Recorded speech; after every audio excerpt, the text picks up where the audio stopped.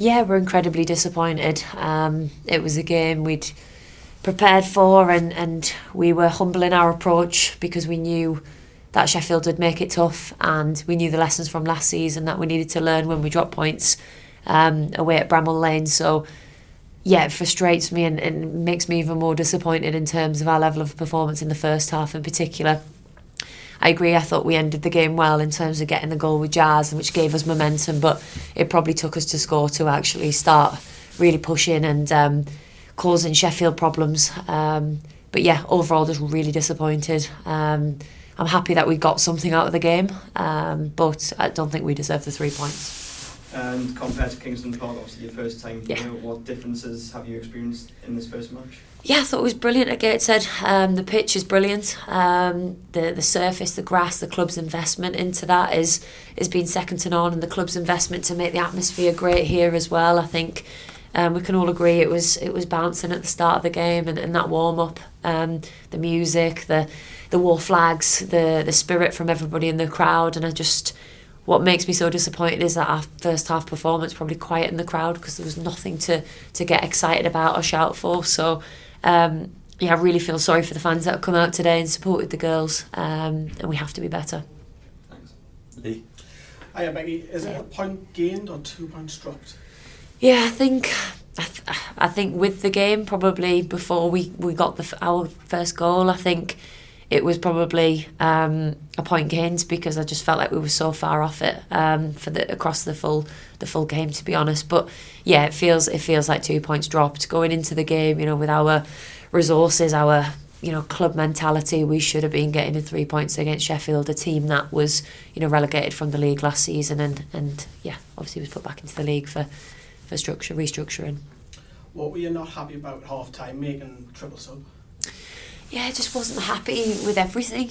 In possession, I thought we were technically really poor. We were not reliable enough on the ball. I don't think we found those killer passes often enough. I don't even think we gave their keeper a shot to save in the first half. And then out of possession, I thought we were second to every ball. There wasn't that Geordie spirit which we want. And yeah, I thought arguably it was one of the poorest first half performances I've seen in my whole time here. The league looks like it could be anybody. I know you've already said that. Obviously, Yeah. We've got Birmingham up next, same amount of points as us.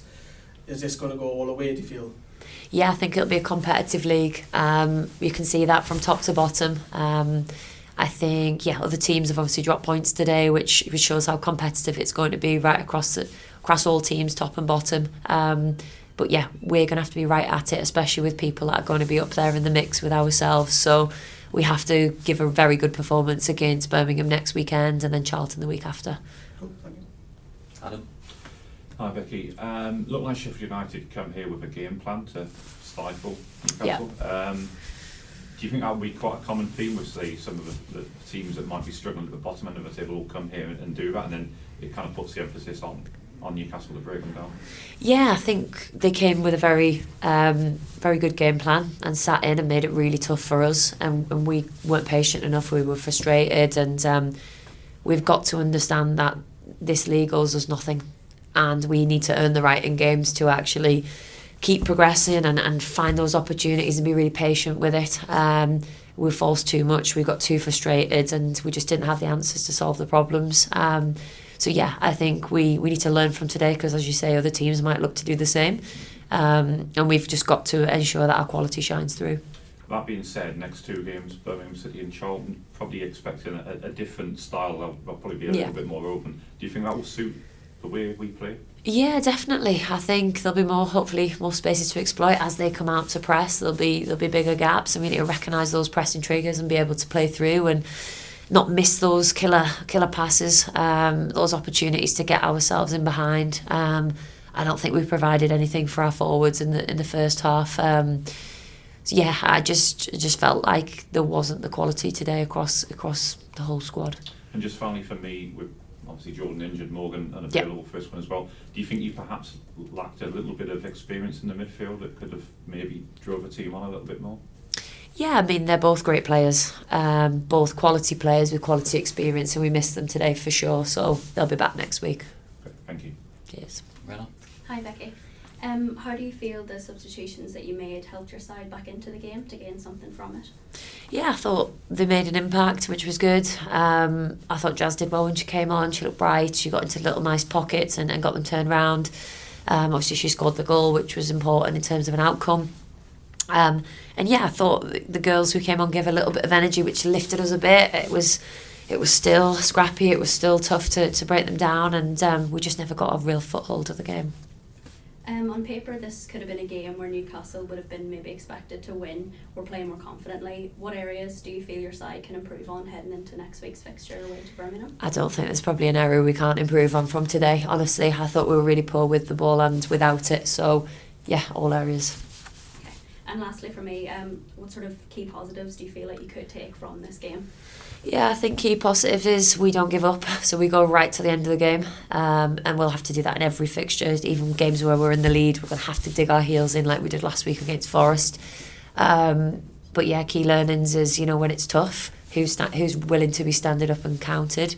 And there's probably 3 or 4 people that I thought I could probably go, yeah, they did that. And I thought our captain Demi did well when she came on and lifted the group.